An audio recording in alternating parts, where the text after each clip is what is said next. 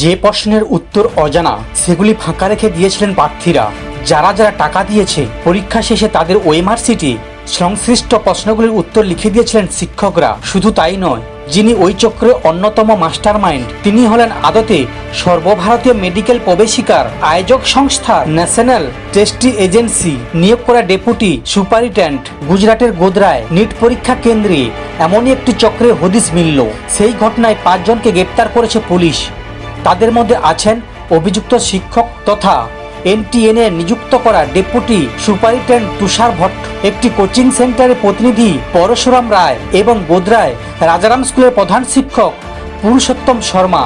যে স্কুলে গত 5ই মে সর্বভারতীয় মেডিকেল প্রবেশিকা পরীক্ষা হয়েছিল।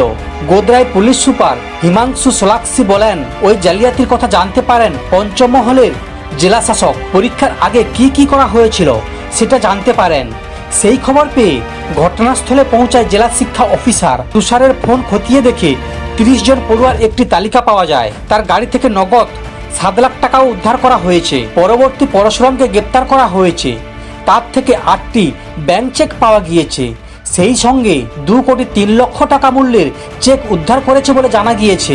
তিনি জানিয়েছেন যে পড়ুয়াদের জামানা স্কুলে সিট পড়েছিল তাদের বাবা মারা সেই চেক দিয়েছিলেন। গোধরার পুলিশ সুপার জানিয়েছেন, ডেপুটি সুপারিনটেন্ডেন্ট তুষারের সঙ্গে প্রার্থীদের পরিচয় করিয়ে দিয়েছিলেন পরশুরাম।